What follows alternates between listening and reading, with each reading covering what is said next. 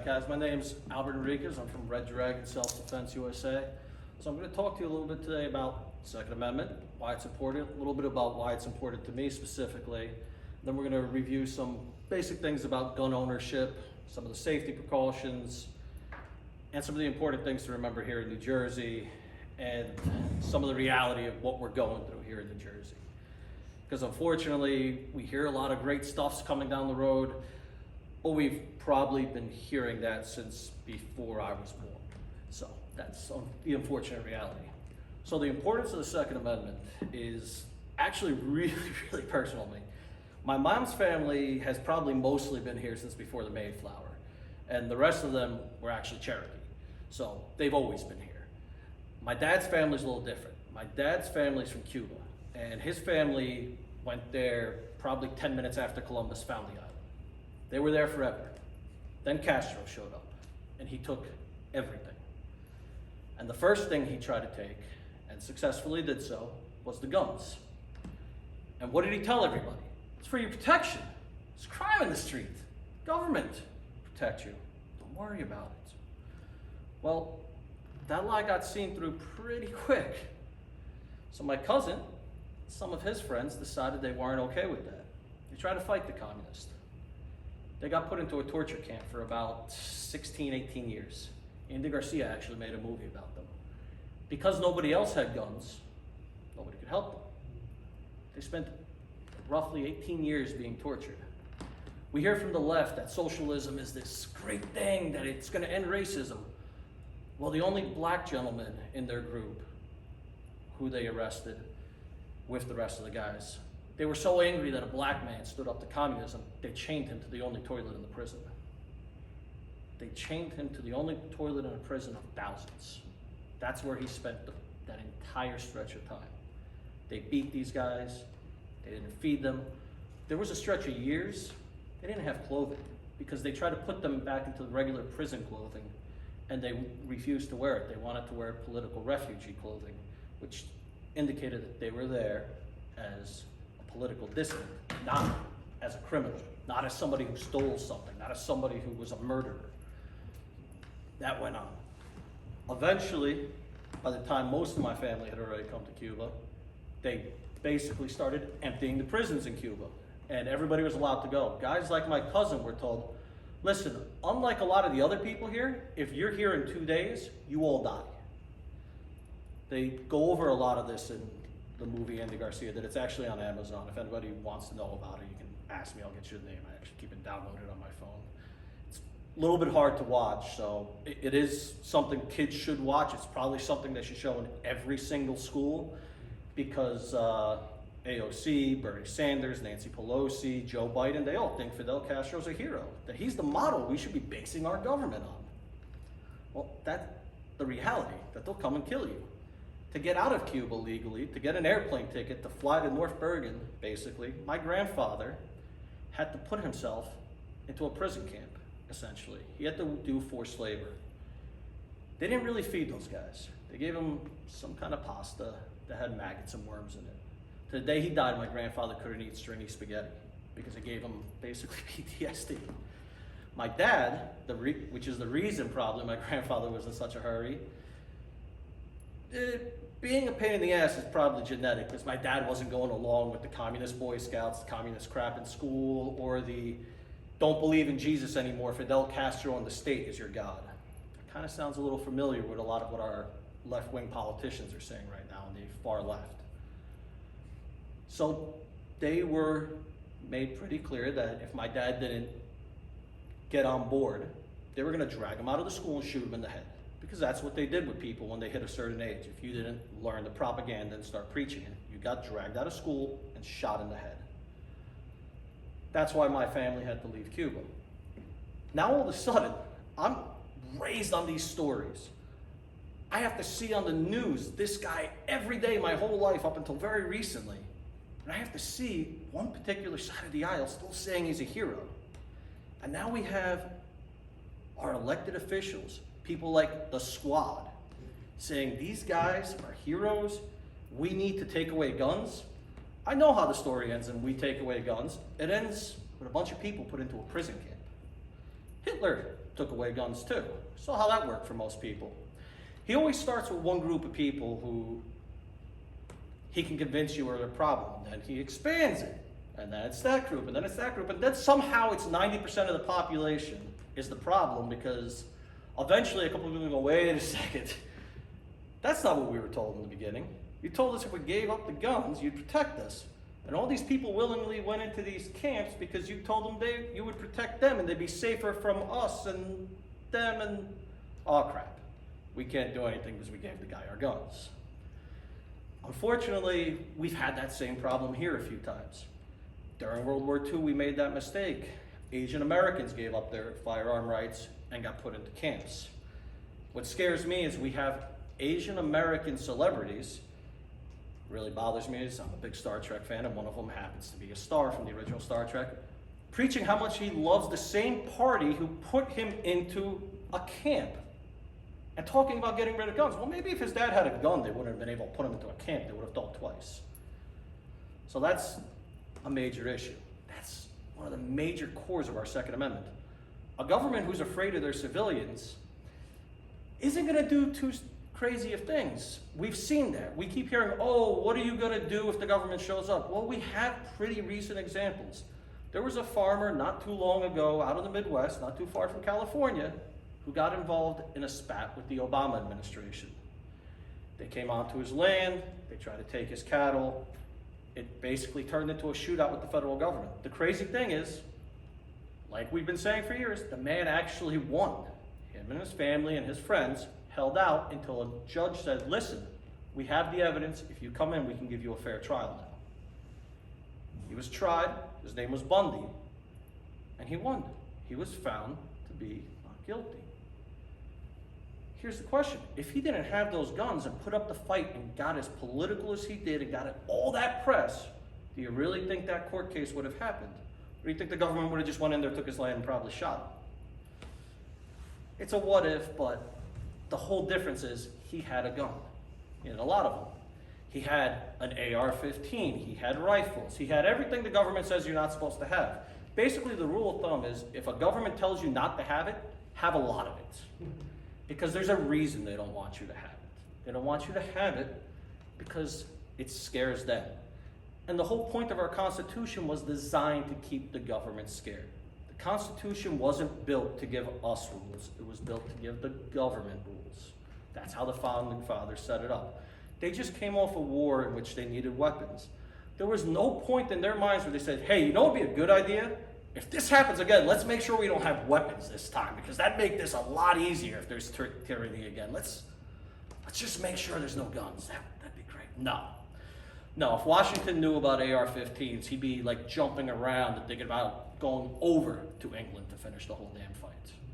So let's not fool ourselves that it was just about muskets, because the First Amendment just isn't about a quill pen either. So that's an important thing to remember. History matters. It's important. No matter how many times certain people try to change history. Today, for example, for the first time, we're celebrating something called Juneteenth, the day the Republicans freed the slaves from their Democrat owners. Let's remember that. Not a single Republican has ever owned a slave. What did we do with a lot of those freed people within the first few years of their freedom? We got them guns. It was a big thing. A lot of the former abolitionists made sure that the freed people were armed. Why? Because if you're armed, crazy men in white hoods can't show up and do something horrible to you. Kind of like today. Crazy people in hoodies can't show up, burn down your house, and spray paint weird little symbols on it like A, B, whatever the hell it is, and nasty things about the cops like we're seeing in Portland, like we're seeing in New York City, like we're seeing, unfortunately, sometimes in New Jersey, just in Asbury Park last year, it happened there. We've come this close to full-on violence in New Jersey at some points. And we keep hearing the government's going to protect us. The government's going to protect us. I don't see anybody getting protected in Portland. I don't see anybody get protected in Washington, D.C.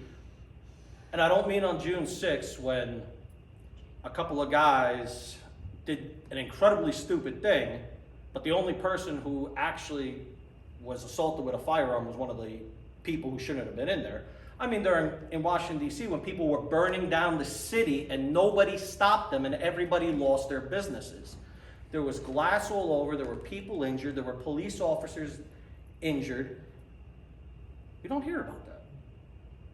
What would have happened if somebody went outside and protected their business? That person probably would have been put in jail in Washington, D.C. Here's the difference, though. They tried it in Texas. There were a couple of bad nights in Austin. Difference was, they had guns. And it's okay to shoot back in Texas. So a lot of those business owners did, and their businesses were safe. There was even a guy who they caught on video who was hiding inside his business with a blanket over him and a rifle. And as soon as they came through, he gave them a pretty good chance. There was a plate glass window. Behind the plate glass window, there was a mannequin and a little wooden type of wall. Once they came through that little wooden wall into the actual store itself, that's when he opened fire. And I hate to make light of somebody getting hurt, but the guy who got shot in the leg, holy crap, somebody actually shot me. These are the words that came out of his mouth. Because whoever set these guys up to go and start these protests, don't worry, nothing's going to happen to you. We've already cleared it. Do you not find it suspicious that there were piles of bricks in some of these cities? That the police kind of standing down? It's weird. You wouldn't see this in a town where the mayor supports his cops, lets his cops do something, like in this town, for example. You wouldn't see your mayor telling his officers, hey, just let those guys burn down City Hall. We don't need it anyway. I'm sick of it. Hey, you know what? The bank, they pissed me off. It was a long line. Just let them have it. And I really don't like CVS. They could keep robbing that up to $949 like they do in California. They always do it in their towns where there's a Democrat mayor who believes in some crazy stuff. And not all Democrats, let's be fair. It's not all of them. It's some really crazy ones. I mean, we know there's plenty of good Democrats. We got the senator from West Virginia who, when proposed with crazy ideas and anti-Second Amendment ideas, he's now being called every name in the book. But then again, he also lives in West Virginia and eventually has to go home to West Virginia. I wouldn't want to pass this anti-gun law and then go home to West Virginia. That probably sounds like a one-way ticket. So, why are they doing this? Where are they going with it? Well, it's pretty clear. First, they take your gun, and they restrict your First Amendment rights.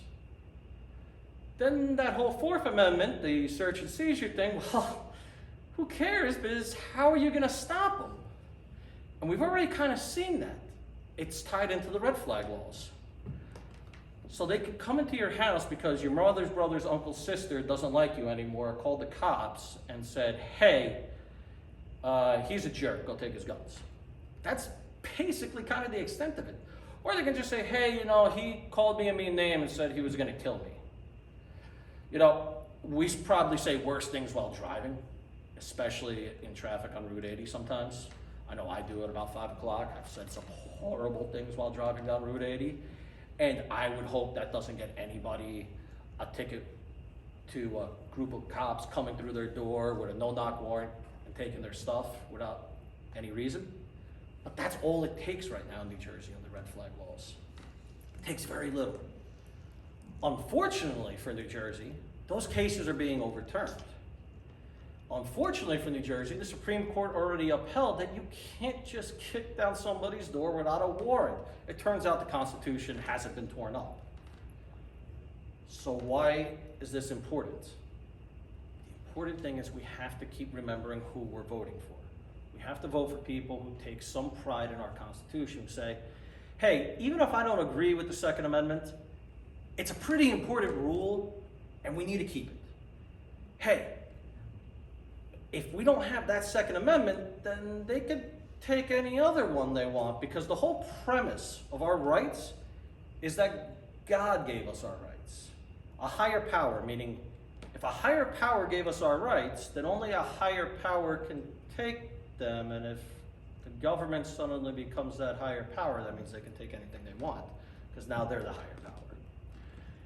That's why it's become so important to protect that, because it's not about just taking the Second Amendment. It's about using that as a stepping stone to everything. So with that said, it's also important to responsibly protect yourself when you have the Second Amendment. By protect yourself, I don't mean just using your firearm. I mean being a responsible firearm owner. And that's really important, because I have seen some crazy things, heard of some crazy things. There was a guy in a town not too far from me. I'm not even sure how it happened, because I know what kind of firearm he was using when I read the article, but he shot his pinky off while cleaning his gun. This is a pretty basic thing, and anybody who's taken a basic firearm class, if you take one of my firearm classes, you'll probably hear it 800 times. Never touch a firearm's trigger unless you know it's unloaded. Point a firearm in a safe direction, even if you know it's unloaded. There's no reason to ever point a firearm, loaded or unloaded, at yourself. That's just asking for trouble. Even if it's 100% unloaded, why would you point at yourself? It's just stupid. You don't know. There could be some kind of insane, impossible scenario where there's a drop of gunpowder and a little shred of lard somehow got in there because you were eating a ham sandwich and a piece of glass, and somehow the damn thing came firing out when you pulled the trigger. I don't know, 1,000,000 to 1 shot. Just don't do it. It's stupid. Don't put anything in front of a barrel. Anything in front of the gun is in a dangerous situation, possibly a deadly one. So this guy clearly didn't have the right training or didn't pay attention to the right training. Went to clean his gun, and at some point in the cleaning process, pulled the trigger, blew his own pinky off. Immediately, because of the town it was in southern Bergen County, they started talking about, we need more firearm safety laws. People need to buy an 800-pound box and hide their gun in there and put their ammo in a separate 800-pound box. And let's do that. And then also they should tell us how much ammo they have. And that's the kind of crazy things that come out when somebody does something stupid. It affects us all. So I always tell people, first, think about what you're doing. Second, think about who's in your house. Me, I don't have any kids in my house, so I can be a little bit more relaxed with how I store my firearms. If you have kids, a key is not enough. Probably even a digital combination is not enough. You want something that you know has 2 locks. Maybe a key and a fingerprint, or a key and a digital combination. Kids are really, really smart. I've seen 2-year-olds working cell phones better than me. That's kind of scary. So if you don't think your kid can get into something, they probably can, and you need to make sure you've completely child-proofed anywhere a firearm is stored. Same thing with the bullets, because as insane as it sounds, if a kid brings a bullet to school, that's game over. The kid's going probably to the psych evals. You're going to jail. You might end up losing your child because of that, because that's how the schools react. 20 years ago, some teacher would have laughed and been like, hey, you're gonna have to spank your kid. He got into your closet and took a bullet and brought it to school. And that would have been the end of the conversation. Today, the school will call the news and want to be forefront on there talking about it themselves. So safety, knowing your surroundings, knowing who's in your house, they have to be kept very, very high on your priority list. Grandkids, nieces, nephews, you always have to know who's coming in and out of your house, because you just never know. And everybody wants to be a social justice warrior now, especially a lot of times at the schools or wherever it may be. We even hear now stories that the school nurse or a doctor at a doctor's office, hey, does mommy and daddy own a gun? Where do they keep the gun? And then they report you. They say, mommy and daddy has a gun. Mommy and daddy has a lot of things. It's none of your damn business what mommy and daddy has. Why are you asking my kids weird questions? But this is what we're dealing with, and we have to be cognizant of that fact. We also have to be cognizant of the fact that right now, we have people telling children to report mom and dad if they support the Second Amendment, if they voted for Donald Trump. There's a government site right now for extremists. Extremists are people, according to their definition, who have a lot of guns. They don't have a number on what a lot is, but a lot of guns. Who are right-wing extremists. They don't define what a right-wing extremist is, but they just say right-wing extremists. So basically, your kid could be sitting there in a school with some teacher who's grinding an agenda, and next thing you know, because they think this is what they're supposed to do, and the government has this website set up, they could be calling and saying, hey, my mom and dad are right-wing extremists and they have guns, because you have a handgun, a rifle, and your kid knows you voted for Donald Trump, and you're not fond of that guy with horse teeth down in Trenton. So, as crazy as that sounds, that's what we're looking at. And I've heard that story already. My grandparents lived through it. My dad came here as a teenager after going through it. That's nothing new. The only new part is how they're reporting it. They're using the internet. You used to have to actually go call somebody, or, you know, for people in my dad's area of Cuba, you have to get on a horse or a Jeep and ride all the way into a city to tell somebody. That was the only saving grace for my family, that they were spared a little bit of it because they were way out on a farm. But we're seeing it happen again in America. We're seeing people say, report your neighbors, report your family, report your friends. We kind of had something like that once. It was called McCarthyism. You know, except we were actually trying to report on people who were communists and did want to destroy America. So that's a little bit weird. It turns out maybe McCarthy wasn't as crazy as we all thought, because now it turns out there are tons of communists all over America who actually do want to take our rights away. And we used to hear, hey, nobody's coming for your rights. Nobody's coming to take your guns. Does anybody remember the presidential debates with Beto O'Rourke? Hell yes, I'm coming for your guns. Hell yes, I'm going to take your rifle away. You can bet on it. Has anybody heard what they're saying in New York? Every single Democrat running is anti-gun. The majority of them are defund the police. I always laugh when I hear them being both, because I want to know who's going to come and get my gun if they defund the police. And then my other idea is, okay, let's defund the police. Let's do it for 4 weeks.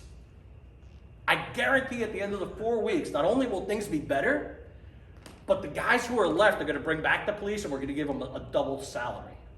Because it's going to be really easy, and the cops aren't going to have much work left after that. They haven't thought this out. The people who want to defund the police are the same people who can't figure out which bathroom to use and cry when you make fun of them for it. These are the same guys who are on YouTube telling you that they're a lizard man and their proper pronoun is a letter I can't pronounce because it sounds like something out of a sci-fi movie. I don't know what's gone on lately.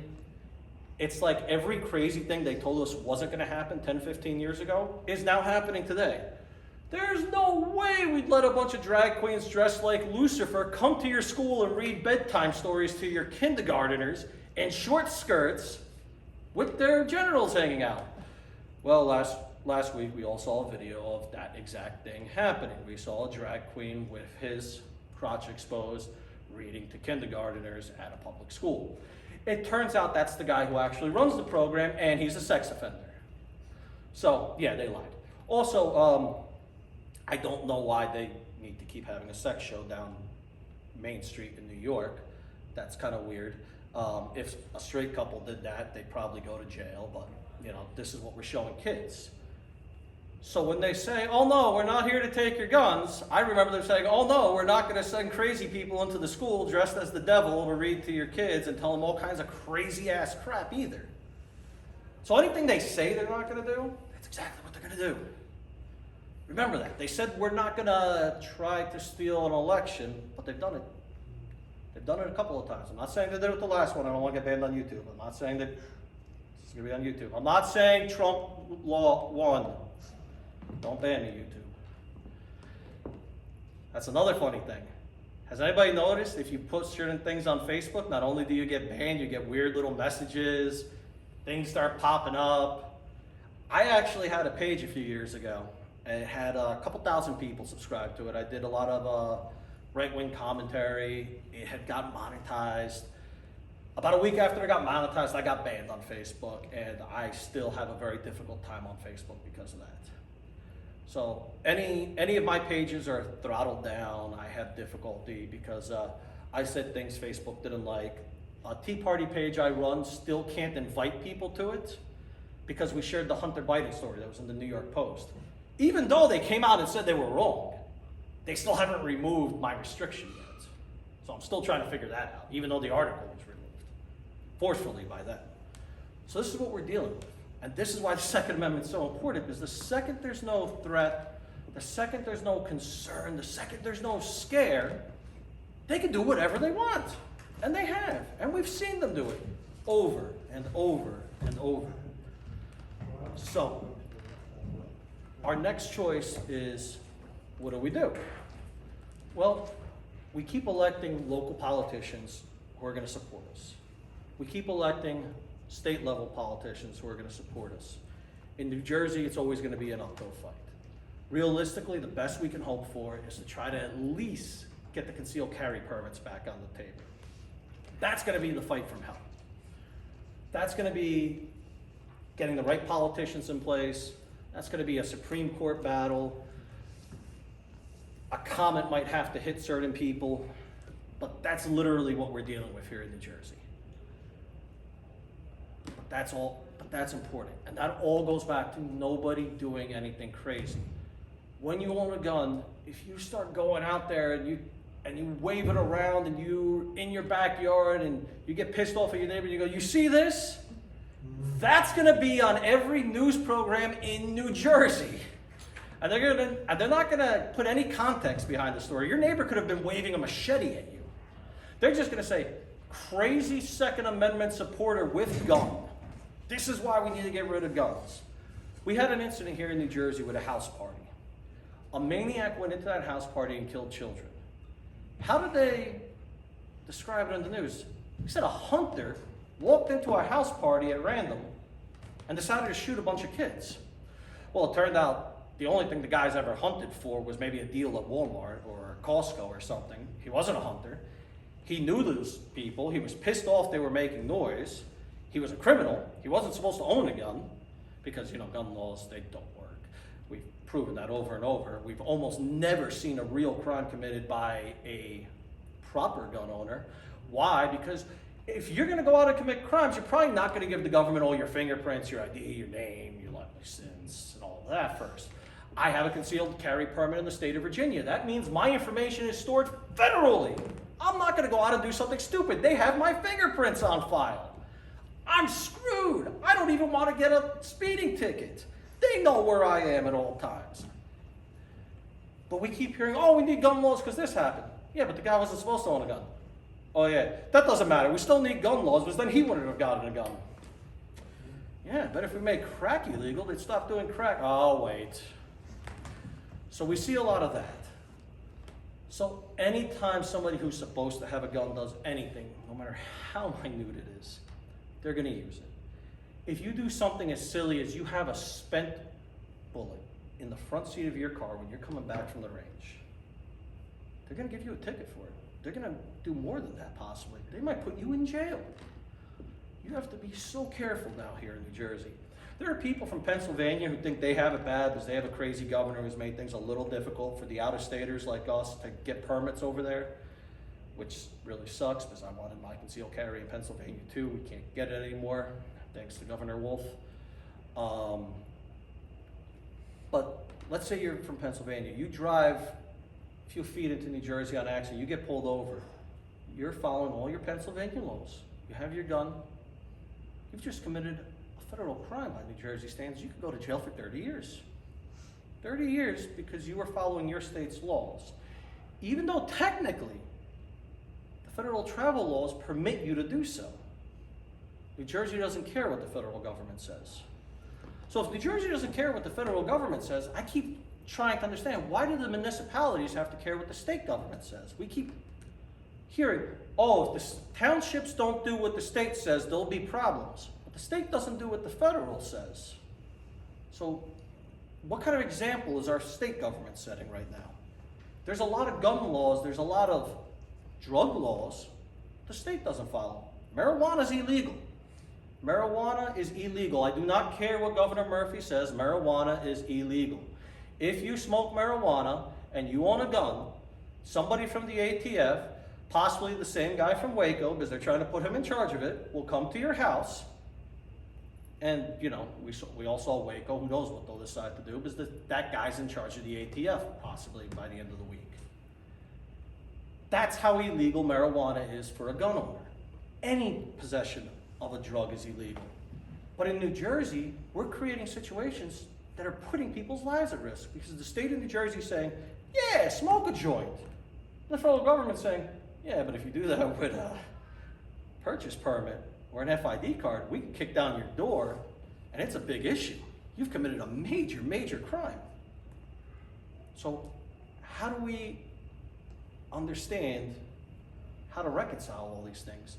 It's almost like the state of New Jersey, the state of California, and some of these other states are setting you up to lose your gun rights. Because at the end of the day, is weed that different than alcohol for a lot of people? Maybe not. Maybe it is. I don't care. It doesn't interest me either way.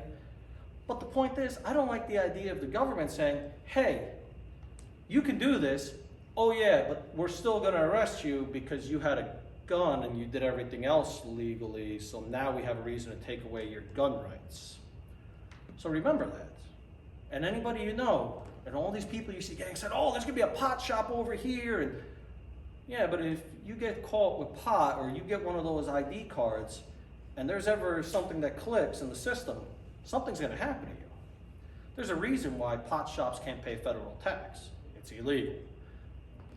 And it's sad, but it's kind of a setup, which seems wrong because you're not really supposed to set people up like that.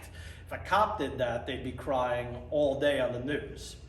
But the state can do that and it's all cool. But that's what we're dealing with. So we have to be cognizant of all these things, and especially now with the summer coming out. Guys, ladies, if you want to hit the range, if you're going to a friend's house where and there's almost nobody in New Jersey who has enough land where the state will let you shoot on, but let's say you find that one guy who does. If you're gonna shoot a gun, do not sip a beer. Do not even have cough syrup.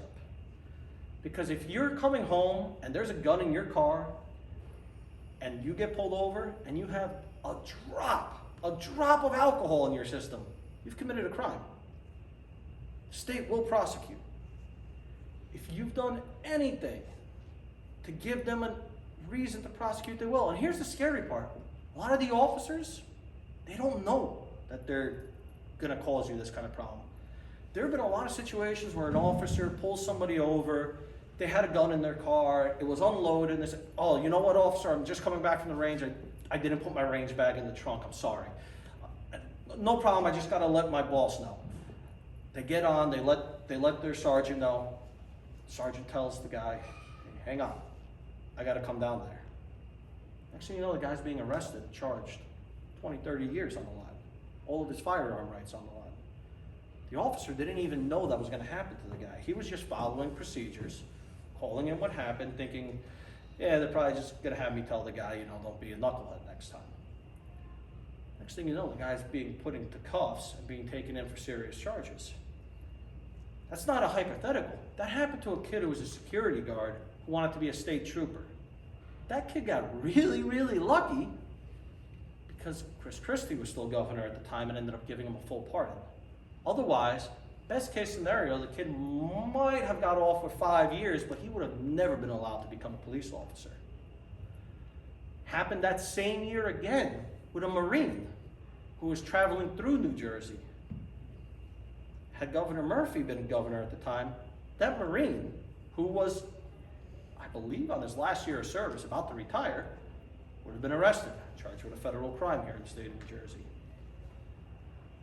Both times, it's my understanding these officers didn't even realize that they were calling in something that could end these people's lives.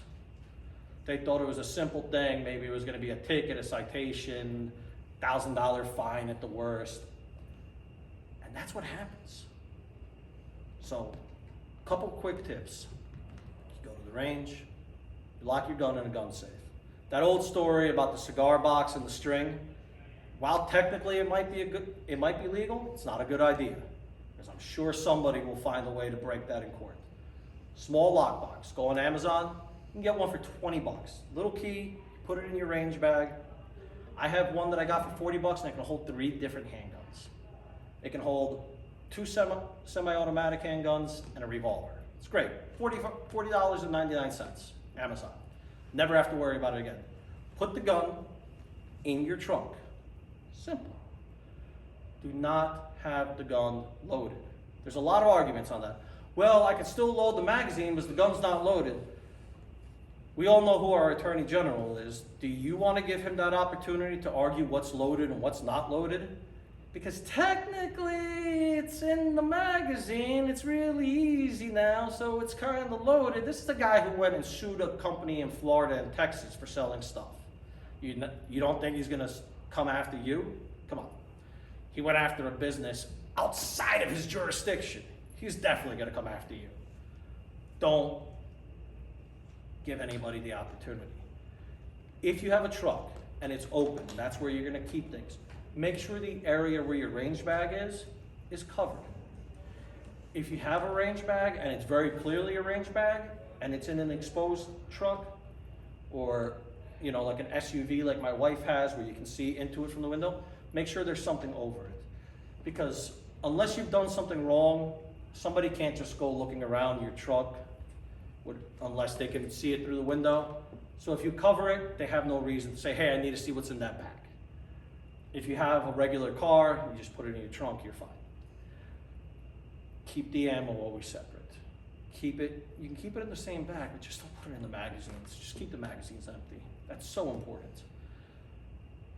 The other thing is, I'm giving you some basic information. It's good to call a lawyer. There's a lot of great services too that you can have, and they give you great information. One of the ones I like is US Law Shield. I have a subscription to them. One of the main reasons why is because some states have different laws. When I travel, I like to call them and say, hey, I'm going to such and such state. I know I can carry there, but what are my restrictions there? Because I know, thanks to my Virginia carry permit, I'm allowed to go there with my gun. What do I do? They'll tell you. And you want to check every time you go because laws change. Every election, laws change. Local ordinances change. And it's good to have. One of the really cool things about any of those kind of services, let's say God forbid something does happen, you give them a call, tell the officer, with all due respect, I have nothing but the utmost respect for the law, but I do want to stand on my right to remain silent, my right to not incriminate myself. Can I just give my lawyer a call and ask him what I need to do right now? Most officers are gonna want to get through this. They're gonna say, yeah. You're gonna call, you're gonna tell them what's going on. They'll probably say, put me on speakerphone, and they'll explain to the officer, hey, the gentleman has X, Y, and Z. Maybe they'll tell you to say, hey, tell him you have your firearm in the trunk.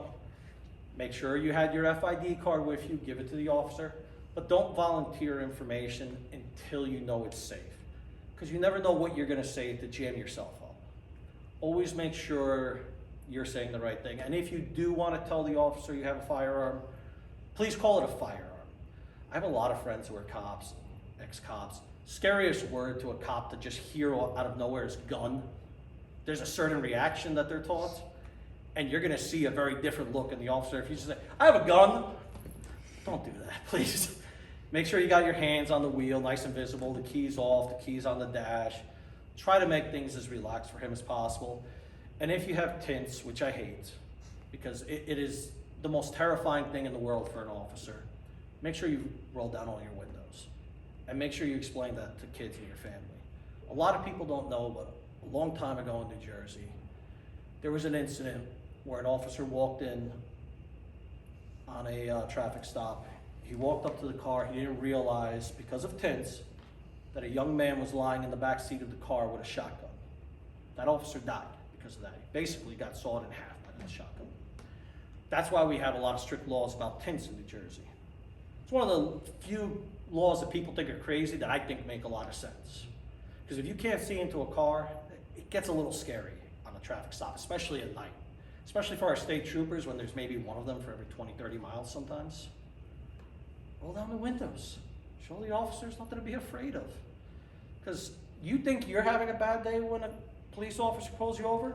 Imagine what that officer's thinking, especially right now with everything going on. They've been vilified, they've been spit on, they've been put down.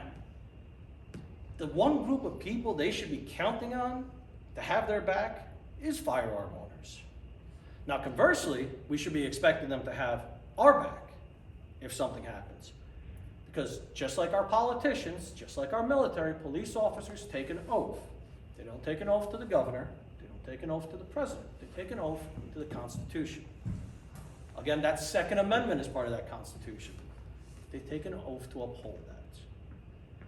And the oath is very clearly written. If you talk to anybody who's had to take it, a police officer, anybody who's been in politics, like myself or the mayor, they will tell you that oath is written that it places the Constitution above the president, above your local legislators, above anyone.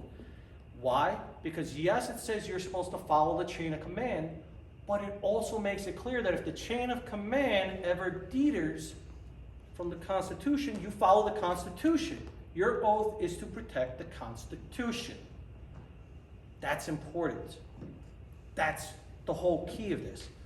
That's why we have the Second Amendment, because Thomas Jefferson once famously said, sometimes the tree of liberty has to be watered with the blood of tyrants.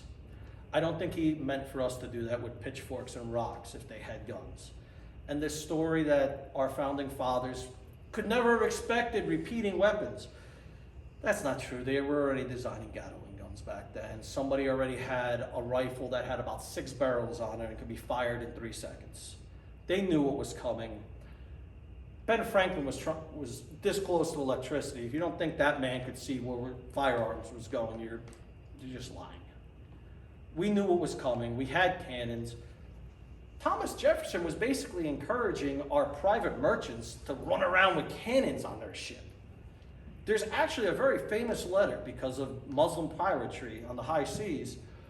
Our merchants were heading down to, I think it was like India, and there'd be these Muslim pirates coming in to rob them from, like the Marine song says, the shores of Tripoli.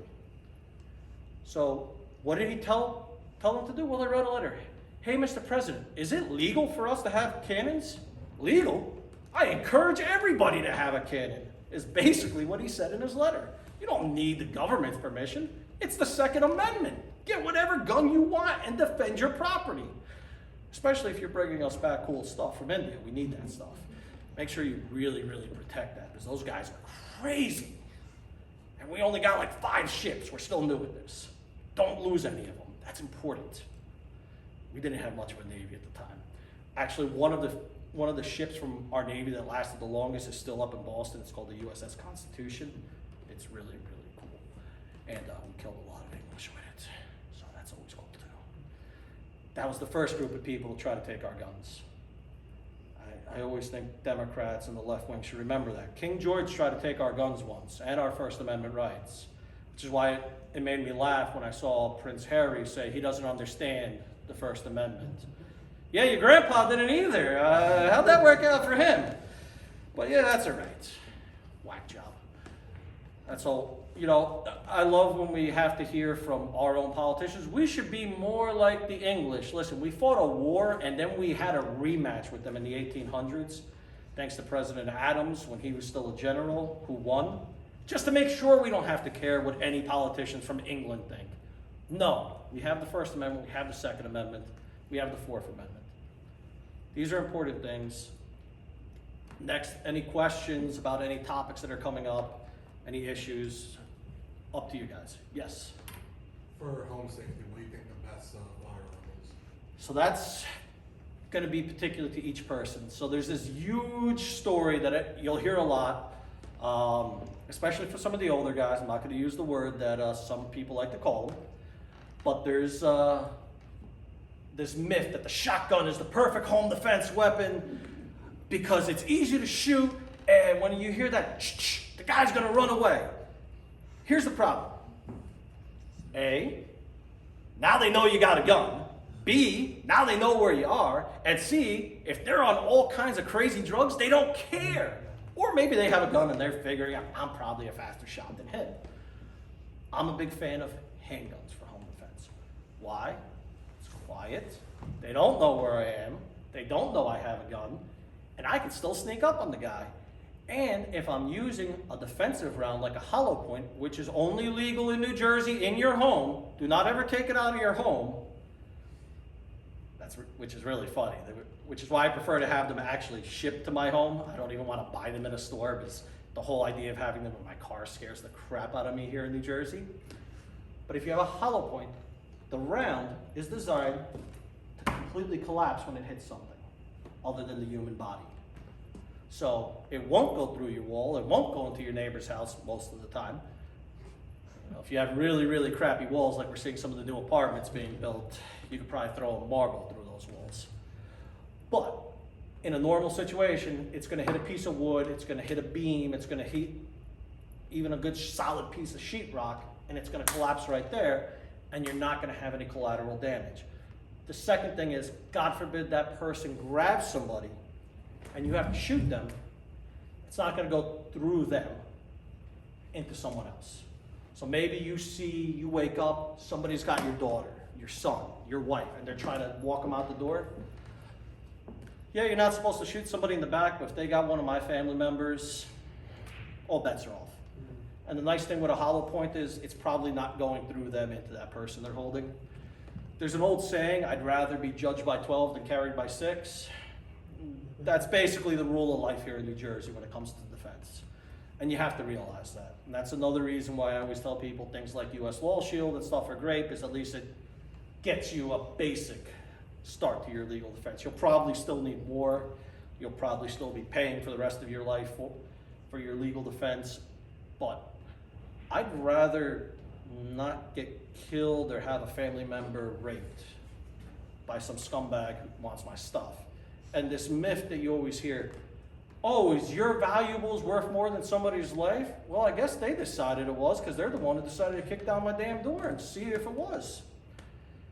The bottom line is, when people have an area that everybody knows is very well armed, you don't really see too much crime.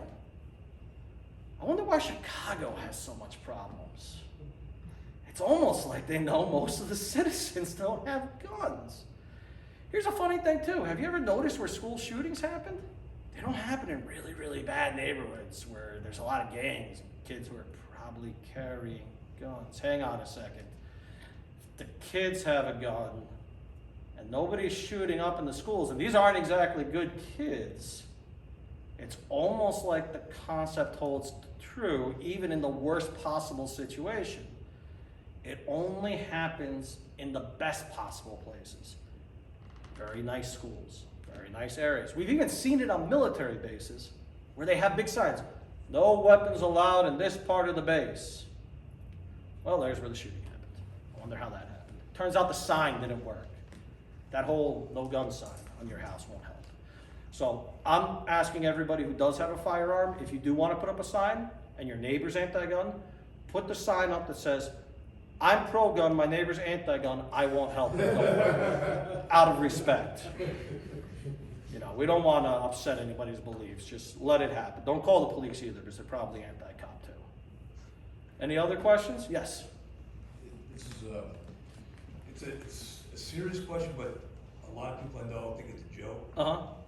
But they take for home defense. Why would you want to put a red dot laser on your gun? Because they can see where you are. I tell them, you don't want them to know, because they can have a gun too. Yep. And you know, there's pros and cons with this. You know, I keep getting criticized for it.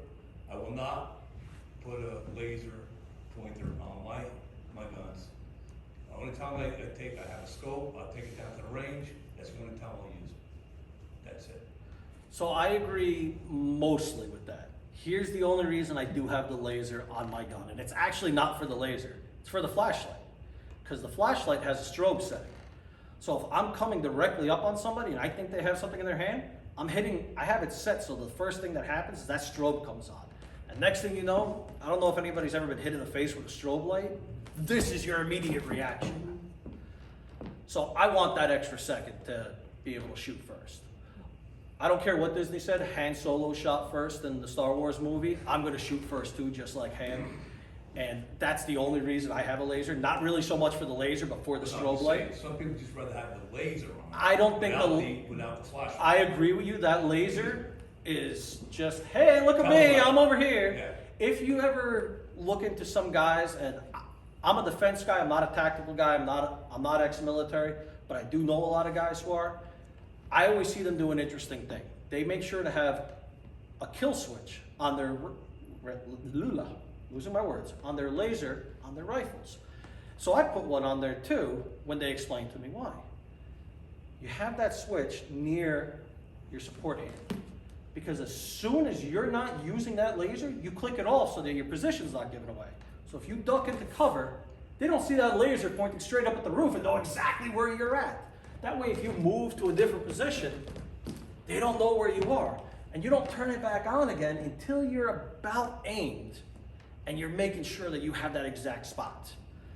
That's how those professional guys use it. The rest of us use lasers on our rifle when we're at the range playing around.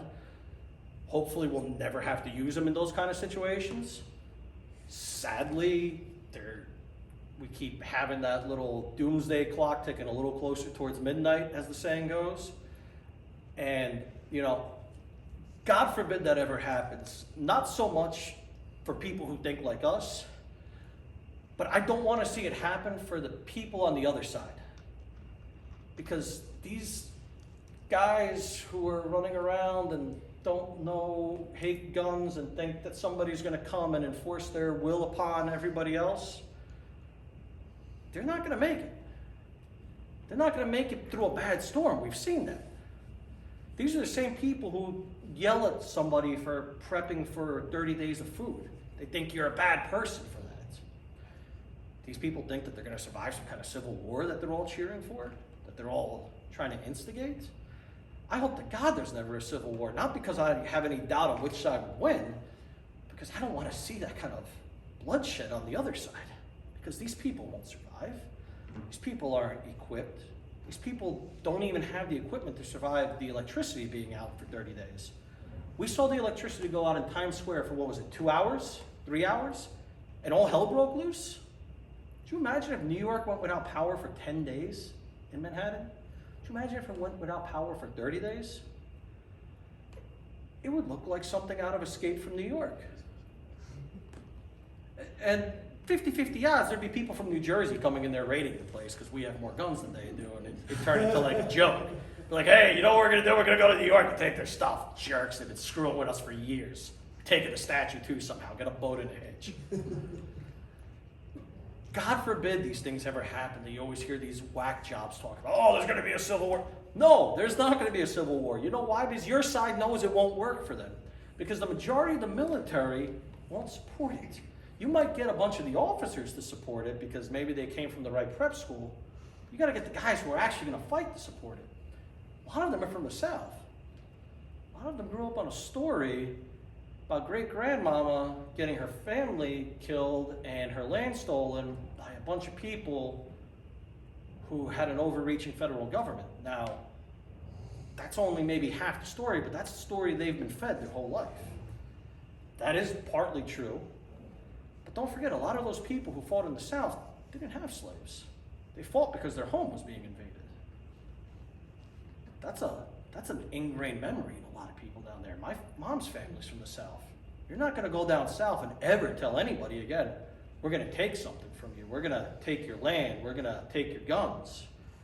That's going to cause an instant backlash. Nobody in their right mind would ever say slavery was right. But at the same time, those people whose family were on the losing side of the Civil War, rightfully so, the losing side, had war crimes committed against them. They had their lands burned, their families murdered. Even the slaves were killed by a lot of bad officers. So there was a big difference. And it is something to note, that that's a mentality. And that's a lot of our troops. And you keep telling people, hey, you're bad because you're this. Hey, you're bad because you're this. That's going to produce a negative effect. And we're going to see that.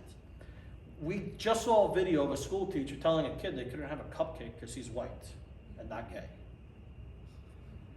That kid was probably going to be okay, but now, for the rest of his life, he's going to remember the time some lady told him he's too white and too straight to have a cupcake. That kid's probably going to have an issue at some point down the road. Any other questions? Yes. Al, thanks for doing this. Very Absolutely. enlightening to me, for me.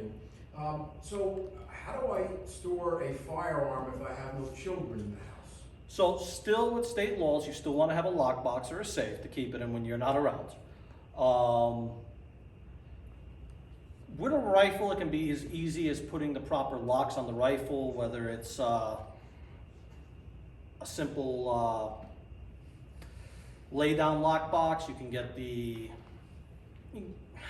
I don't want to necessarily say the corded lock to run through the barrel, because I don't think that's going to match up with the state's restrictions very soon. Yeah, I'm probably gonna think about a handgun. I don't If it's like a handgun, go on Amazon, handgun safe, $50. 1,000 options. If you want the $200 model, you'll put your index finger on it and it'll pop open like a genie. It's pretty insane. I'm not crazy about those, and here's why. They say they're good even if your hands are wet. I still don't trust it, because God forbid something does happen. You left it in the box in the middle of the night, you go to put your fingers on it, you're sweating, you're scared, and now the damn thing's not opening because you're sweating. So I prefer one with a key or a little bit of a combination, only because it'll protect you, it'll function. I have one that has a key and a digital combo on it, and you can use either or. The digital combo went to crap on me pretty quick. It never works right. Even the little key fob that I swipe over it, that's supposed to open up right away, it works half the time. I always end up using the key. So I say with most of the locks, stay old school. Either hard digital hard spin dial combo, or a key. And you keep something like that in the You bedroom? can keep it anywhere you like. Absolutely anywhere you like. Now, in your bedroom, there's a lot of different things you can do. For practicality purposes, if you also look on Amazon, there's something you can buy that's called a bed holster. It literally goes under your mattress, and it's a holster that goes next to your bed. I would suggest, and it depends on your comfortability, but I always tell people, especially in the beginning, keep it unloaded and keep the magazine in the bed holster as well that's loaded. If something happens, you can pull your gun right out, your magazine, load, and you're ready to go. During the day, you put it back in the lockbox, and that's it. Now, the reason I like to keep it unloaded is just, God forbid, there's ever some kind of insane misfire situation with the gun. It's a 1,000,000 to 1 chance, but I know my luck, the 1,000,000 to 1 chance would happen to me, and Phil Murphy already doesn't like me. I used to get to go to the Christmas parties down at the governor's mansion. I haven't been there in the last several years. I don't know why. I don't think he likes me. But yeah, you can do that, and then just lock it right back up. And there's other options too. You want to make sure your gun is accessible in an emergency. So if you have two, that's even better. You can keep one in the bedroom and one in maybe your living room near where you sit. And there's a lot of options with a living room. You can get one of those really cool shelves that with one magnet swipe, it opens up and the gun drops down. Or if you have a little drawer next to your chair where you sit or your sofa, you can put a magnet in that drawer. If you have a small little handgun like a 22 or a very small 9mm, and it'll attach to the top of the drawer. Again, keep it unloaded. Then you can just grab it right out of that drawer, load, and you're ready to go if you hear somebody coming through the door. So there's a lot of options, there's a lot of planning. I go over that with people. We walk through the house, we say, hey, this would be a good place to keep a firearm. This is the safety precautions you need to go through. This is what you need to do. And this is how you store it at night. Same thing with your ammo. You want to make sure you're keeping your ammo safe, dry, out of maybe necessarily direct sunlight. I like a nice kind of darker closet. I don't want it to be too enclosed, because then you get moisture in there, and that's a whole nother problem. That's the one hard part with ammo in a gun safe. If you have a great big gun safe and you're keeping all your ammo in there, make sure you're doing something to keep it at the right humidity. And there's a lot of different options. It's almost like a humidor for a cigar box. You can buy those, they'll show you what the right temperature is, and they'll give you all the little humidifiers to absorb some of the moisture in the safe, if you ever do that, if you ever get that far into it. I have a few friends who are, so I've seen them do it. It's pretty interesting. I don't do that. I keep my ammo in a safe area that's basically a locked room. So that's another option. And then within that locked room, there's a locked closet. So that's one way to keep your ammo as well. While we're talking about ammo, there's a lot of controversy on the concept of reloaded ammo. I'm personally not a fan of it, because it doesn't take much to screw up a bullet, especially with modern weaponry today.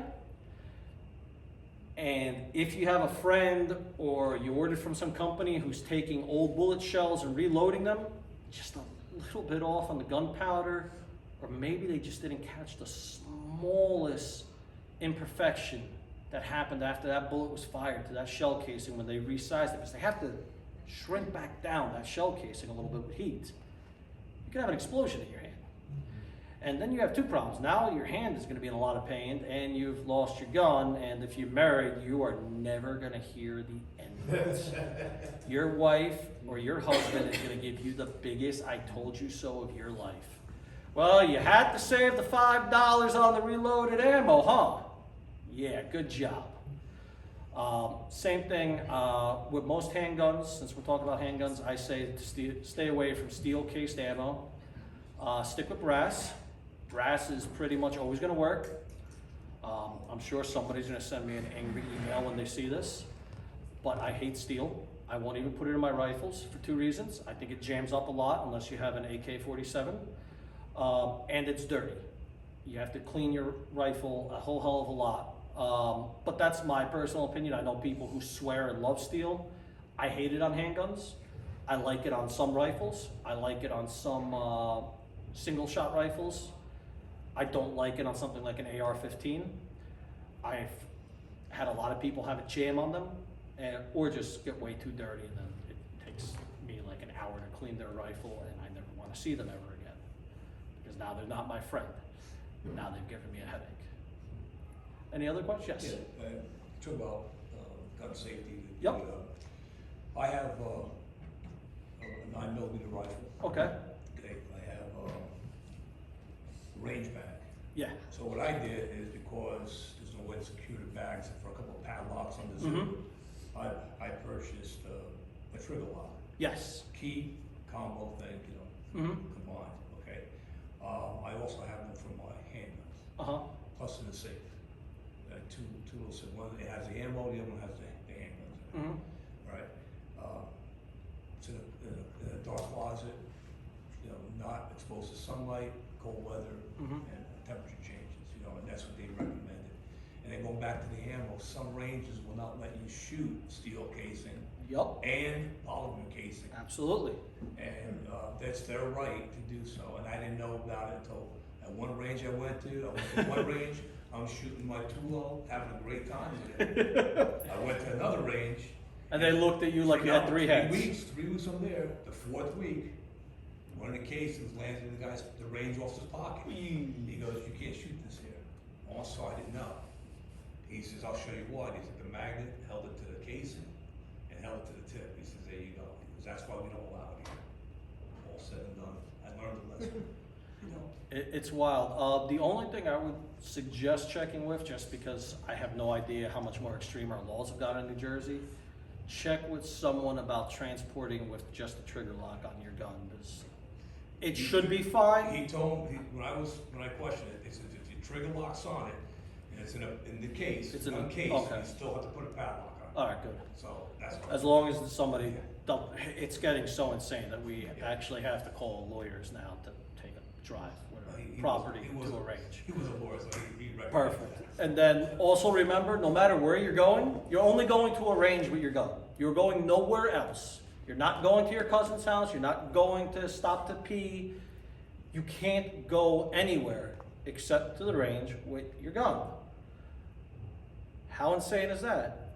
Even with Governor Christie as governor, he understood what reasonable deviation meant. It meant, I'm on my way to the range, I'm going to pick up my buddy and bring him with me. Okay, that's reasonable.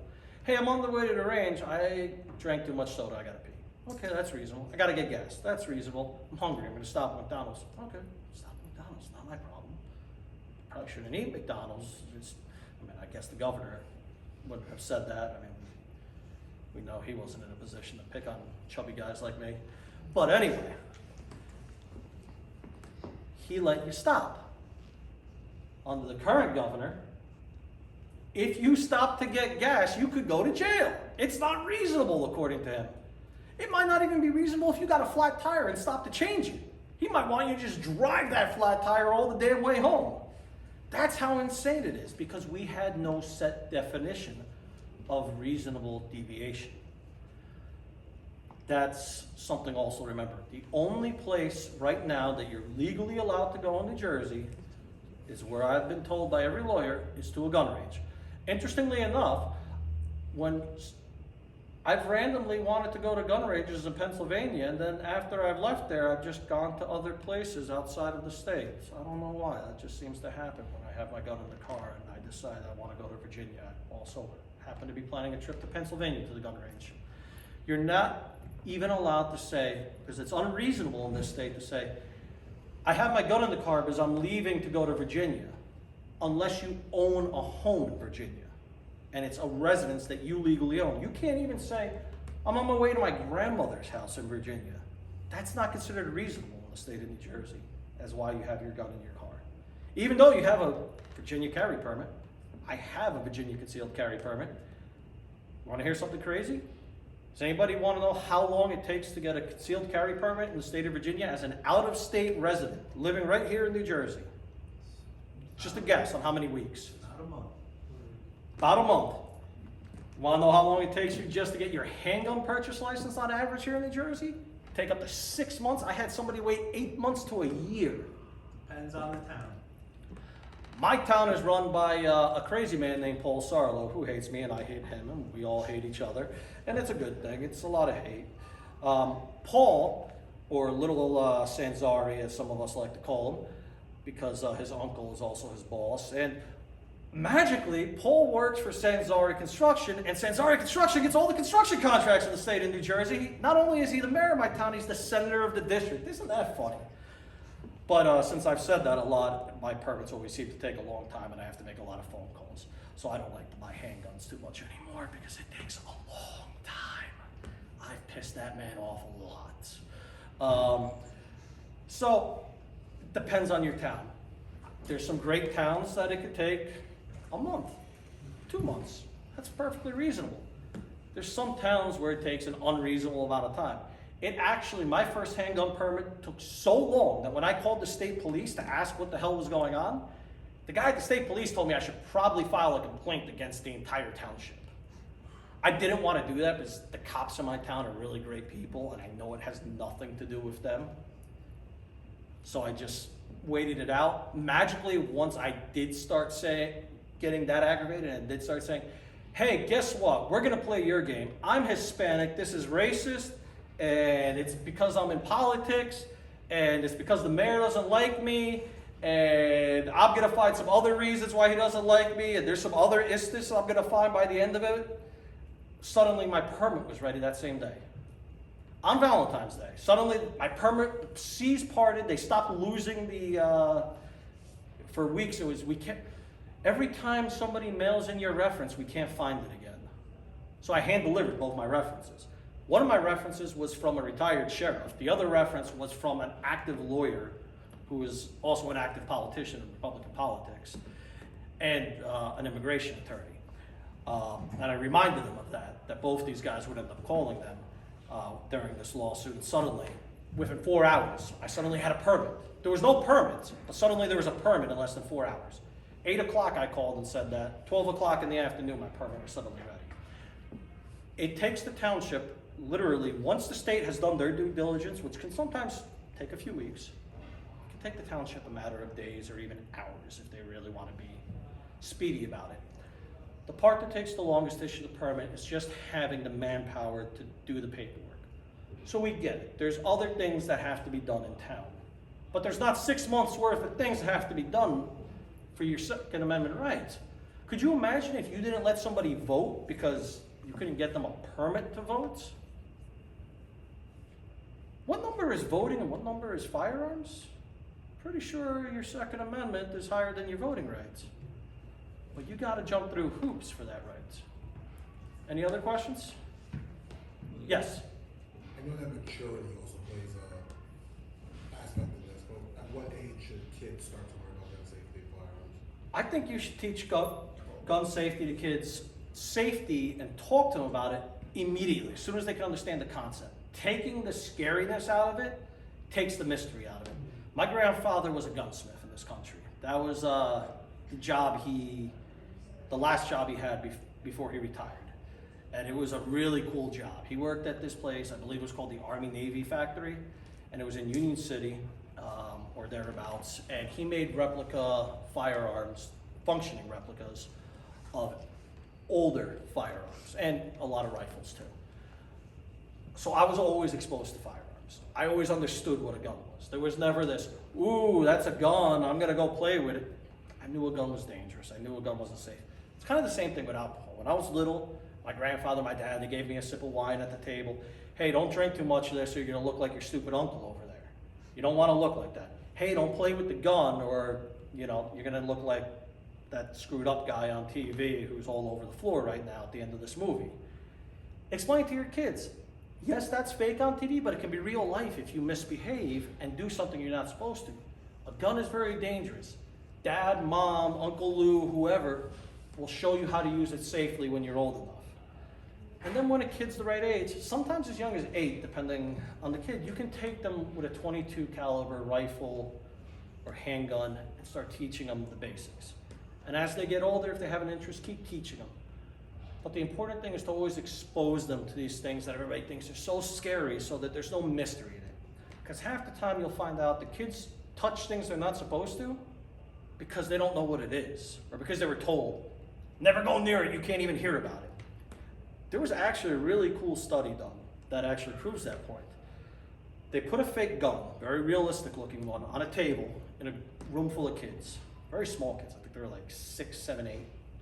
Some of the kids had been through the NRA Eddie Eagle class. Some just had parents who had talked to them. Some had a basic understanding of what a gun was, and some had parents who would never let them even see a gun or even play with a water gun. The kids who picked up and played with the gun were the kids whose parents were crazy and never let them near a gun. These kids were waving the damn thing around and pulling the trigger like there was no tomorrow. They wanted to know what the thing was going to do because they only seen one on TV. The kids who went through the Eddie Eagle class, it was insane. Kid looks at the gun, looks back at the teacher, looks at, don't touch that. Screams to the lady on the other side, you need to come here right now. This is a 6-year-old kid who suddenly got the voice of a 30-year-old man. You need to come here right now, and pointed at the gun. Teaching a kid, there's certain things a lot of kids will pick up on right away.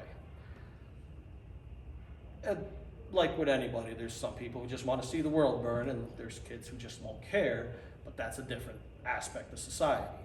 But on the whole, if you teach a kid the right thing to do, they'll do the right thing, unless you have a sociopath. And what is that? Less than 1% of the population? So that's unlikely. So it's always important to teach safety. A lot of video games too. They're promoting gun violence. You know, the kids see them. I hear that a lot, and I keep hearing that. I grew up with the most violent crap possible. I don't think there was a more violent time in video games than when I was a kid, because there was no censorship, there was no parental warnings. And South Park was like mid-stride at its worst when I was a kid. Which is also why I don't understand why so much of my generation is so offended by everything.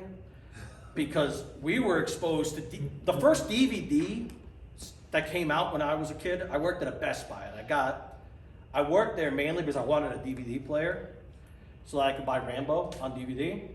And then the next DVD I bought was this thing called Faces of Death, because me and my friends wanted to be grown. And see, every guy around my age is nodding their head. Why? Because we heard they were showing horrible, horrible crap on there. There's of people dying and animals getting smashed by hammers. So what did every 16-year-old boy do? Well, I need to see that. I've been desensitized to everything thanks to what's been out so far and the start of the internet. And none of us came out goofy. Suddenly, every kid's wearing 8 helmets, getting a participation trophy, and being told they're perfect and they've done nothing wrong in their whole life. And all hell's breaking loose. So, was there problems when I was a kid? Yes. Was there problems when a lot of other people were a kid? Yes. Was it like this? No. Probably because I was afraid if I did something really, really stupid, my dad was going to beat me into next week. I used to tell people, I can't do anything that got me put in jail. To this day, I still say that. Why? Why are you so, it could just be a day. my friends would say, no, you don't understand. If I go to jail, I have to go for life. I either have to go for life or they have to give me the death penalty because I'm more afraid of coming out with my dad waiting for me on the other end. And I'm still more afraid of that today. I'm not going in if my dad's waiting for me to come out. Kids don't have that fear anymore. That's why we see kids running around with guns and knives and stealing stuff. Look, go on TV, they're just taking crap. You know what'll solve that? Throw a couple kids in a boxing ring. I'll do it. We teach that class. If you think you got a couple of kids who are turning into jerks, let's do it. We'll do it right here. We'll set up a mat, put them down, let them punch each other in the face. Kids need to get punched in the face again. You want to make America great again? Kids need to start getting punched in the face again. It teaches you something. You know what it teaches you? There's a consequence to being a jerk. It also teaches you how much of a jerk you can be, because it's kind of cool. Certain people will never be a jerk, and some people will become more of a jerk, and then they'll find the guy who's a bigger jerk than them. It's funny. But kids need that. They really do. Because we have a bunch of little kids running around with this belief, and they grow up to be adults now, and we're seeing it. It's basically half of our young congressional column on the left, that they can say anything they want and tell you you're a bad person and you're this, and nobody's going to do anything to them. And the second somebody socks them in the mouth, you would think an atom bomb went off from their reaction. And I've seen this happen. And not necessarily because I've done it, but sometimes, hypothetically speaking, some 20-year-old thinks he's Superman, and then you pull him out of a car and slam him against the wall, and his world has changed. And you've probably done him a favor of the lifetime, because you weren't the crazy guy who would have killed him. These kids need that, because one day they're going to meet somebody who's not just going to shake them a little bit or give them a shot to the stomach or a pop in the mouth, and that person's going to do really bad things to them. Or they're going to do something so stupid, they're going to end up in a building surrounded by cages with a lot of people who are going to do really, really bad things to them. And that's what kids aren't understanding. We're sheltering them, we're patting them up, and we're not giving them reality. That's another reason why I offer the martial arts program. It's not just for self-defense, it's to kind of teach kids a little bit of reality. I've also noticed that a kid who knows how to fight is less likely to get into a fight. Reason why is you're not scared. Oh yeah, that guy pushed me, he said something stupid. If he does it again, I'll knock him the hell out. So I'm not worried about it. And that kid can walk away. The kid who can't do that, he's already freaked out. He might pick something up off a table and hit somebody in the head with an object because he's so scared that guy's gonna hit him that he's gone into a total panic mode and he's done something insane. That's why self-defense is so important for kids. Because if they don't have that ability to defend themselves and be confident walking around, you don't know what they're gonna do. They could be at a bar and some guy pushes them and they get so scared that they're gonna get hit and not know what to do. They could pick up a bottle and hit somebody in the head because they're terrified of the consequences of reality, because they're not behind the keyboard anymore. Unfortunately, we're seeing a lot of that.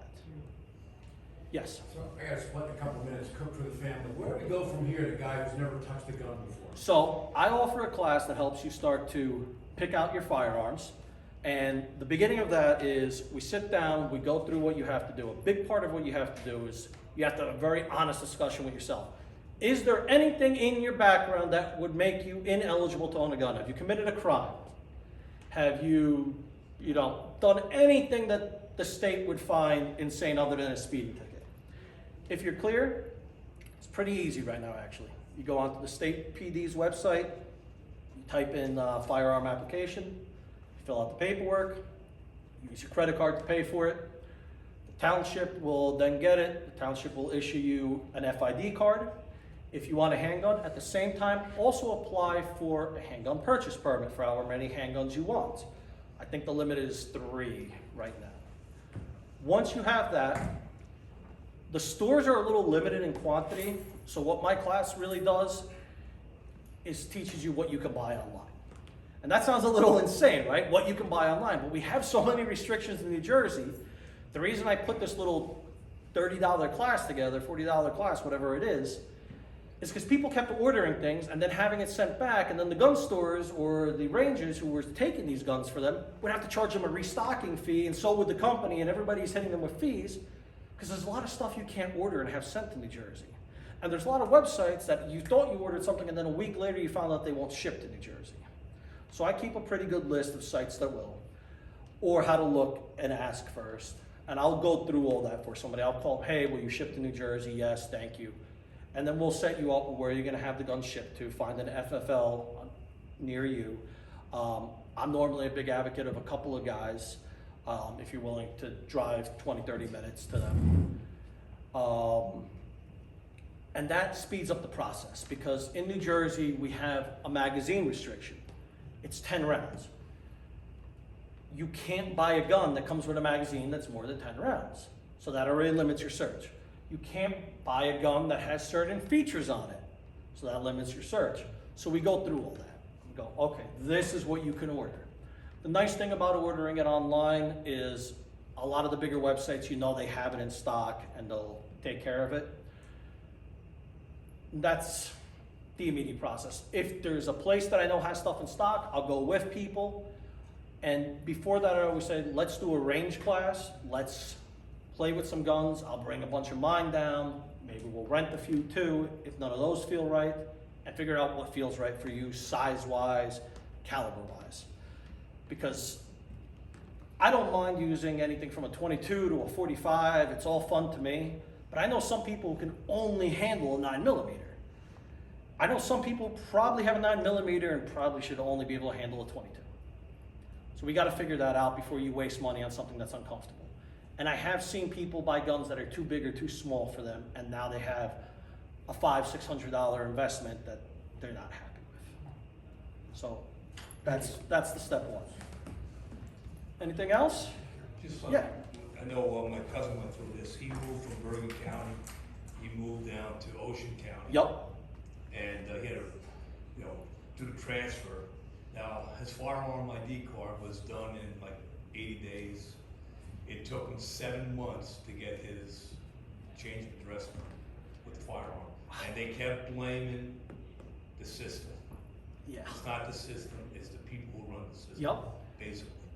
And finally, I said, what you have to do is notify the police department, let them know ask them politely, not like an animal. Yup. Ask them what's taking so long.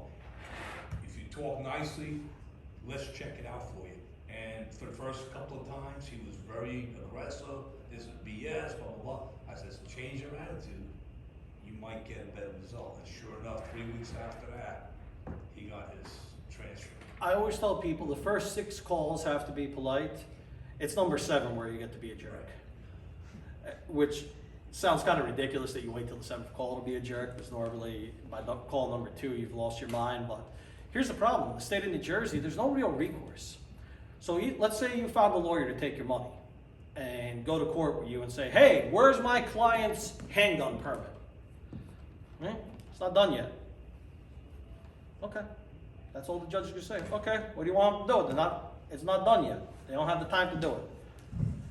It says it's supposed to be done in 90 days in New Jersey, 30. but it doesn't stipulate 30 actually. 30. But we've all gone to 90 days because that's When you apply the state law.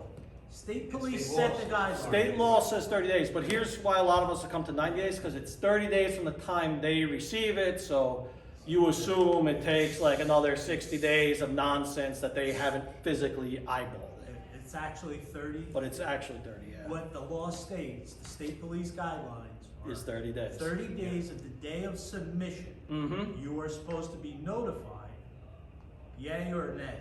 Yes. Okay, but what happens is you walk into Ocean County, which has one of the most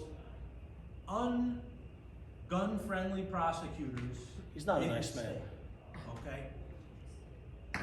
They drag it out. Yeah, Forever. That's what they did with it. They tried bringing lawsuits. The state organization was gonna go after all these towns. Now, every person involved in that town, the sergeant who handles the paperwork, the secretary, the chief, can all be charged with a crime. Not one time ever in this state has anybody followed through on that. Well, there's a good reason why none of them have been charged.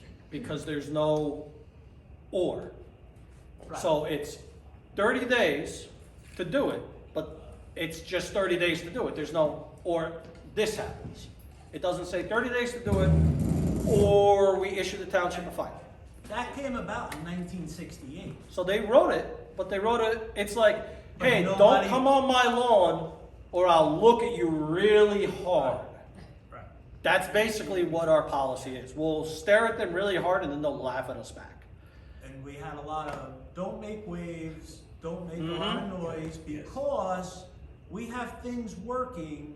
We can't tell you about right now, but we have things in the work. So apparently that story's been going on since before I was born. Very long time. I remember- And what they did in 1968, when they introduced the firearms ID card, and basically rolled over and accepted these laws. They never followed through and said, we're gonna hold you to it. Because for a lot of years, only till after 9/11 rather, I'm sorry, did people start like, the gun boom expanded hugely. People started wanting to get a firearm. Yep. And then people started realizing, like, why is this taking so long? I have a right. Well, you voted for this. Okay? You get voted the for government you vote for. And we voted know? ourselves into bureaucracy.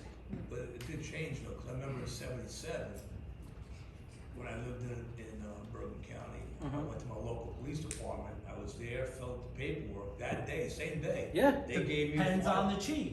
It depends they on gave the me- chief. they gave It me- all depends. And then I moved from Bergen County, Uh-huh. I moved up to Passaic County, and one day I went to purchase a firearm, and the guy goes, "Oh, you can't use this. Your firearm permit expired."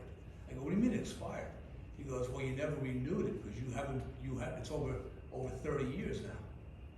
So I had to reapply, but luckily for me, it only took 30 days to get it reissued. See, they're trying to do that again, actually, because your FID card's not supposed to There's no expire. expiration date. And on Right. the Well, state Unless wants you to change change an it. address, That's then what your address has to, then you Yeah, have that's to what change. happened. The state wants to That's put it a different thing. Yeah. 5 Yeah. years, I think they Yeah. want to make it for it, Yeah, and then they they want to want hit to you for renew like it. $100 every Yeah. 5 years. Yeah. But they're talking about also fees now. They want to Yeah. charge you $400 a year. Yup. For every firearm that you own. Like that's ridiculous. It's actually discriminating against minorities or Yeah. poor people who can't afford it. Yup. You're denying my right Right. because I'm a low income person. I agree with you 100% on that. It's, again, there's, think about this, there's people out there, Moms Demand Action, protesting to have their rights taken away. Okay? Well- Take my right from me, please. Let me be a victim. Those particular moms want an action, it's just that they're not getting the action they really want back at home, and But again, that's why they're so angry. You know, Maybe maybe, some moms. I know my daughter was in the Air Force, and she always told us, make sure you learn how, especially her, get her license, get her firearm. well, Because you want to hear the funny thing? A lot of those women in Moms Demand Action, they're not even moms, because take a hard look at them and you ask yourself if anybody was going to make them a mom. Yeah, my daughter used to tell it's me. it's like male Shrek. They don't even look like Fiona from Shrek. They look like Shrek. If you don't mind. Yeah.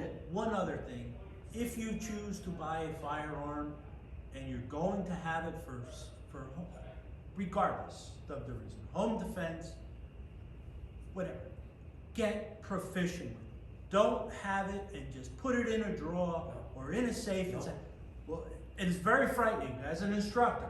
I can tell you, like, friends that I grew up with, I got a gun.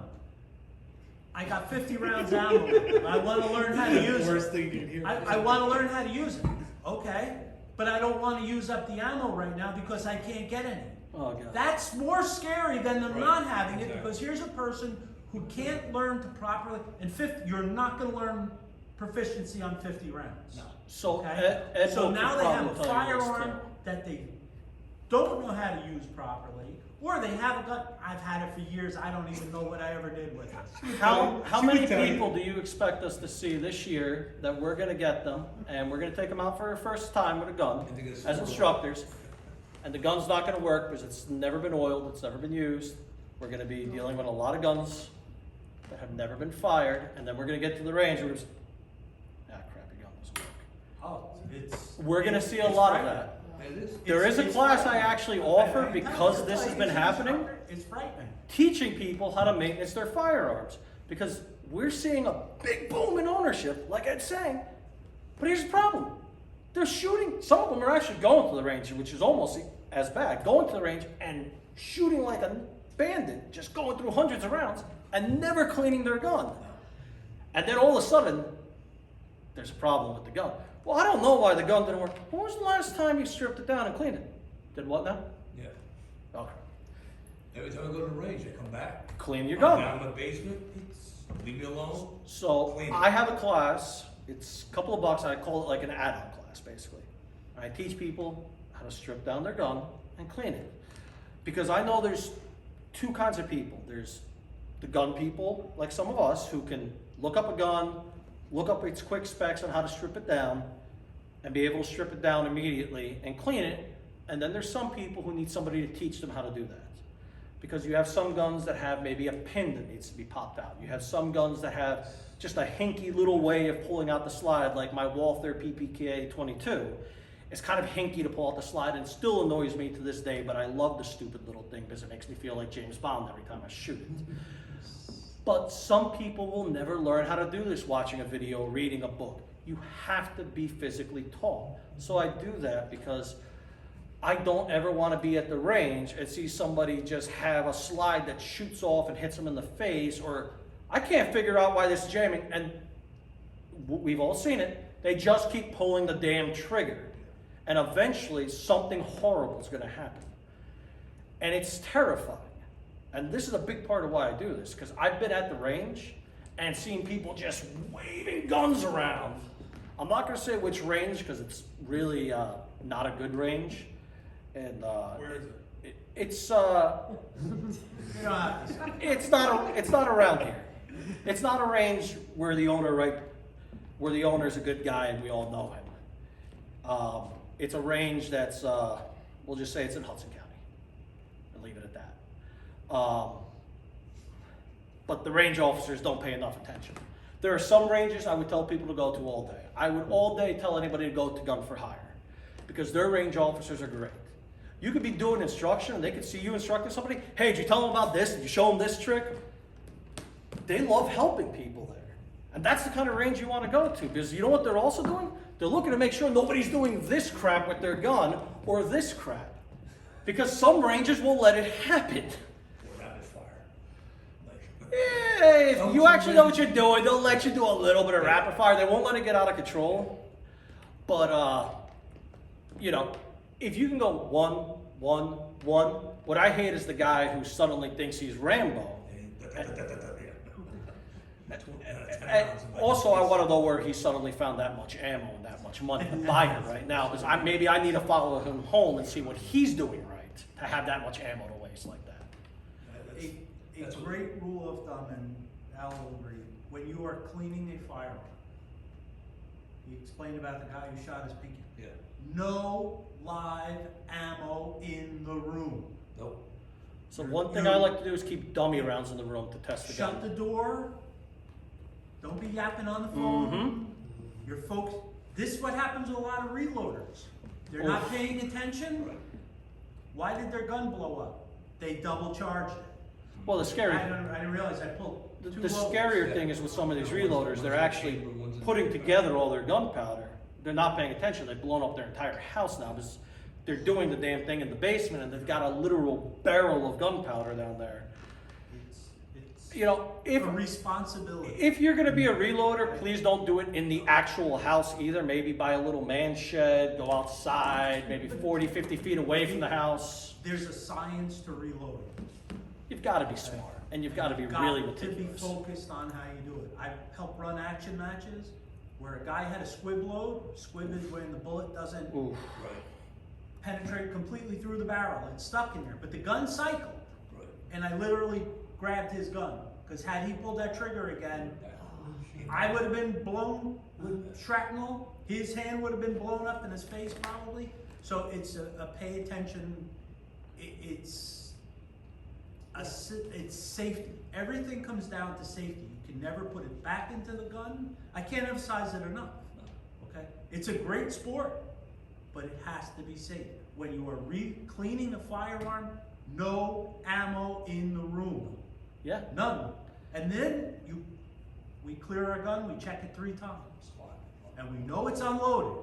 You'll hear every experienced gun guy literally make that count. 1, 2, 3. And we all have the same stupid flashlight from Hobbs before we even start. It's clear, there's nothing in the barrel, there's nothing obstructing it, I can see the light. I even have the camera. When I clean out my rifle, I want to make sure my rifles are really clean. I run the gun board through it. I look through my rifle, okay, there's nothing cracked. I have a couple of older shotguns. I want to make sure that they're in good condition, there's no cracks in the barrel, things like that. These are important things to do. It's the greatest thing in the world to do, but you also have to do it correctly. One really good example of that is you can be one of the best gun guys in the world and still make a really bad mistake that's not even your fault, and it's dangerous. There's a guy called Kentucky Demolition, I believe. He was working with a 50 cal rifle. Yup. And he had bought some really interesting ammo that was supposed to be from around World War II time. Apparently, at some point during that ammo's history, somebody tampered with it. His rifle exploded in his hand, cut his jugular, blew up his hand, messed up his face. The guy survived because he stuck his thumb into his own jugular. Hands completely messed up. He lived, he's healing, he's doing great. But that just shows you how dangerous it is. And he was at no fault. He did everything right, but something went wrong with some ammo he bought.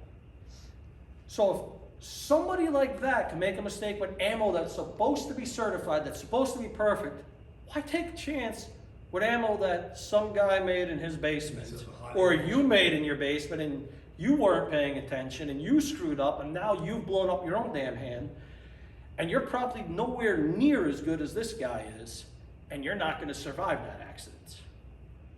Buy the factory made ammo, buy brass. It's easier, it's not going to screw up on you. Spend the extra couple of bucks. You've already spent a bunch of money at this point. Don't spend more money on going to the hospital. That really sucks, especially around here, because they'll keep you for an extra week and make you eat the $50 Jello every day and the $20 Tylenols. Damn, $40 Tylenols. Bring your own Tylenol to the hospital. Anybody, any other questions? Anything else? Awesome. You guys have been great. If anybody has any questions, I have some cards and pens on the table. Feel free to take them. Give me a call anytime. I do videos on YouTube.